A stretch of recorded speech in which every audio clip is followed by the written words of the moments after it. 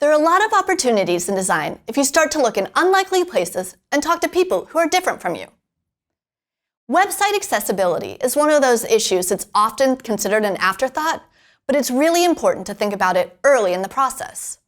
At OpenClassrooms, we're constantly working on making our website more accessible. One of the first things we did was look at web accessible colors, because with different variations of color blindness, not everybody could see the different contrast.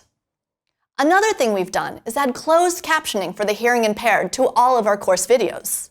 So where do you start when it comes to accessibility?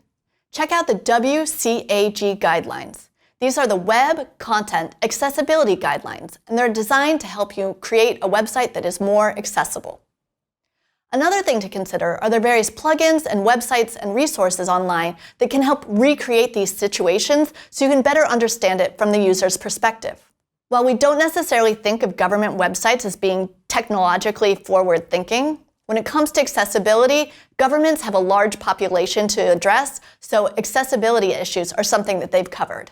Elise Roy is a deaf disability rights lawyer turned human-centered designer and public speaker. She argues that when you design for disability, everyone benefits. Disability can take many forms, whether it's vision, hearing, or mobility. Chances are that you're not considering these issues unless you yourself are directly affected or someone you know. In her TED Talk, Elise Roy points to designing for extremes, and when we design for extremes, we create a solution that's better than the norm. Remember, you are not the user.